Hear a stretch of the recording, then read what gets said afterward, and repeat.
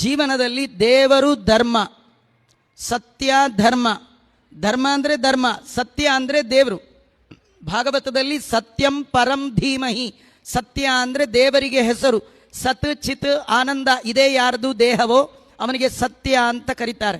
ಅಂತ ದೇವರು ಧರ್ಮವನ್ನು ಜೀವನದಲ್ಲಿ ಹಿಡ್ಕೊಂಡು ಯಾರು ಹೋಗ್ತಾರೆ, ಏನಾದರೂ ದೇವರನ್ನು ಬಿಡೋಲ್ಲ, ಏನಾದರೂ ಧರ್ಮ ಬಿಡೋಲ್ಲ ಅಂತ ಯಾರು ಜೀವನದಲ್ಲಿ ನಡೀತಾರೆ ಅವರಿಗೆ ಜೀವನದಲ್ಲಿ ಪ್ರಾಬ್ಲಮ್ ತುಂಬ ಬರುತ್ತೆ.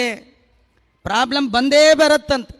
ಪ್ರಾಬ್ಲಮ್ ಯಾಕೆ ಬರುತ್ತೆ ಅಂದರೆ ನೀವು ಹಿಡಿದ ದೇವರು ಧರ್ಮ ಎಷ್ಟು ಸ್ಟ್ರಾಂಗ್ ಆಗಿ ಹಿಡಿದಿದ್ದೀರಿ ಅಂತ ದೇವರು ಟೆಸ್ಟ್ ಮಾಡ್ತಾನಂತ.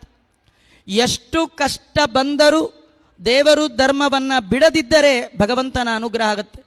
ಮಂತ್ರಾಲಯ ಪ್ರಭುಗಳು ರಾಘವೇಂದ್ರ ಸ್ವಾಮಿಗಳು ಅವರ ಜೀವನದಲ್ಲಿ ಎಷ್ಟು ಕಷ್ಟ ಬಂತು, ಎಷ್ಟು ಕಷ್ಟ ಬಂದರೂ ಅವರು ಬಿಡದೆ ಎರಡನ್ನ ಹಿಡಿದರು. ಒಂದು ಸತ್ಯರಥಾಯಚ, ಇನ್ನೊಂದು ಧರ್ಮರಥಾಯಚ. ಅದಕ್ಕೆ ಅವರು ಪೂಜ್ಯಾಯ ರಾಘವೇಂದ್ರಾಯ ಸತ್ಯ ಧರ್ಮ ರಥಾಯಚ,